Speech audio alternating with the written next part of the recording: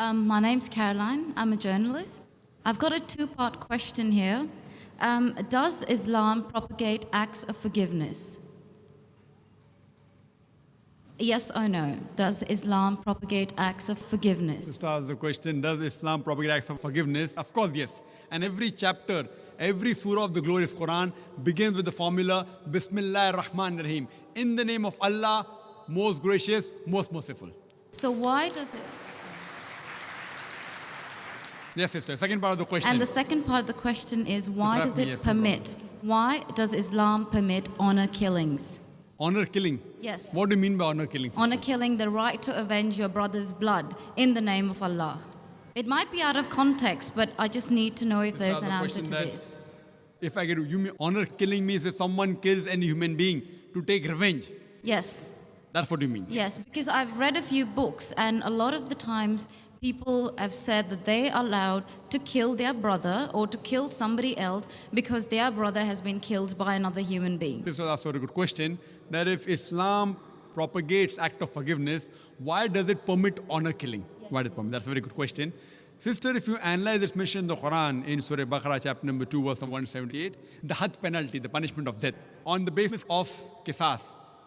And Allah also says in the Quran, in Surah Maida, chapter number 5, verse number 32, if anyone kills any other human being, whether it be Muslim or non-Muslim, unless it be for murder or for creating mischief in the land, it is as though he has killed the whole of humanity. So as a general rule, if any human being kills any other human being, it is as though he has killed the whole of humanity, except under two circumstances. Unless it is for murder or for creating mischief in the land. Now, there are two exceptions where Islam gives permission where you can kill any other human being. Number one is, if that person has committed murder, which comes in your scope of question, honor killing. Number two is if he is creating fasad, corruption in this land. Again, this is not compulsory. If someone kills someone, it's not compulsory he has to be killed. Islam also says that if the relatives of the person who has been killed, if they take blood money, if they forgive the killer, that person who has killed can be forgiven. But under normal circumstances, if he's killed someone and if I want death on that, because for death, again the punishment is death. Like as it's mentioned earlier in the early scriptures, even in the Bible, an eye for an eye and a tooth for a tooth. It keeps on continuing. Here what we realize, that suppose I know of a human being who's killing other people, innocent human being. If I don't kill him, he will keep on killing other human beings. So that law is not only in Islam, it's the law of most of the countries. That if homicide is done, if someone has murdered someone, in many countries, he should be put to death or there's life imprisonment. Even in Islam. That if he's killed someone, if required, he can be killed.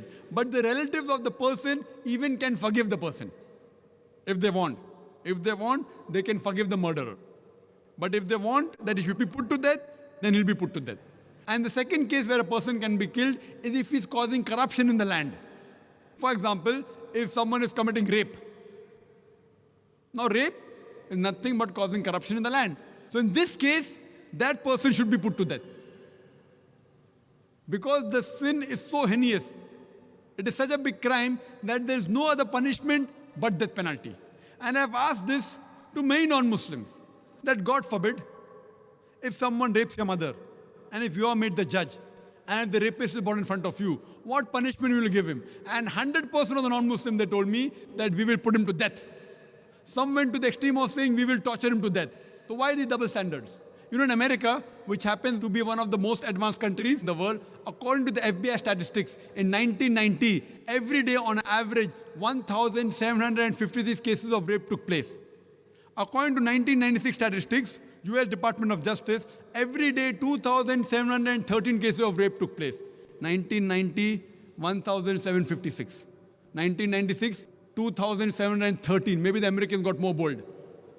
That means every 32 seconds, one rape is taking place in America. We are here in this auditorium for the past about 3 hours. Already more than 300 rapes may have taken place in America. So Islam has a system of hijab, which I mentioned in my talk.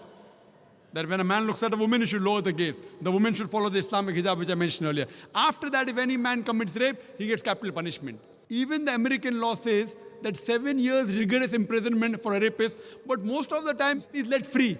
So when you ask even a non-Muslim, what punishment will you give? 100% said we'll put him to death. There was one American who was a smart aleck. In America, he told me, Brother Zakir, first I will give him 5 years rigorous imprisonment. I told him, do you know, according to the Statutes of America, out of those that commit rape, after they imprison and after they're let free, more than 95% commit rape again. So if you want your daughter and your mother to be raped again, you're most welcome. I don't want that. So he said, if that's the case, in the first time itself, put him to death. So in such cases, where there's corruption of land like rape, etc., Islam gives permission, death penalty can even be given for that case. Hope that answers the question, sister.